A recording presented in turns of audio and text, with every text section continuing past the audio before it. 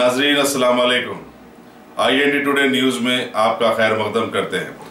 आइए देखते हैं ये तफसीलात। हमारे समाज में एक अच्छे उस्ताद और एक अच्छे तालिब इल्म का रिश्ता एक बेटे और एक बाप के मानिंद होता आया है। इसमें कोई शक नहीं कि मौजूदा माहौल में लड़के तालीम से जी चुराकर गैर गलत मामलात में अपना वक्त बिता रहे हैं, लेकिन इसका ये मतलब कतई नहीं कि इन्हें मनमानी सजाएं दी जाए।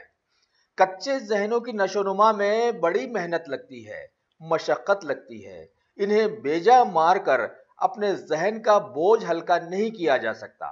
आज हमारे समाजी माहौल में एक वायरल वीडियो के गश्त करने के दौरान ये जानकारी मिली कि पता नहीं क्यों एक उस्ताद ने जमकर एक लड़की की पिटाई कर दी है।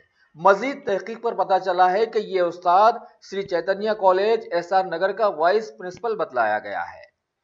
आज समाज में बेहतर अक्ल रखने वाले बहुत सारे लोग भी बड़े बड़े गलतियां कर रहे हैं, चे जाए के एक तालिब इल्म। यहां पर एक पुराना मुहावरा दोहराने तो बेजाना होगा कि एक अच्छा बाप और एक अच्छा उस्ताद कभी भी लकड़ी को हाथ नहीं लगाता और वो अजियत पसंद भी नहीं होता, जबकि अजियत पसंद शख्स कभी भी एक अच्छा बाप और एक अच्छा उस्ताद साबित नहीं हुआ है।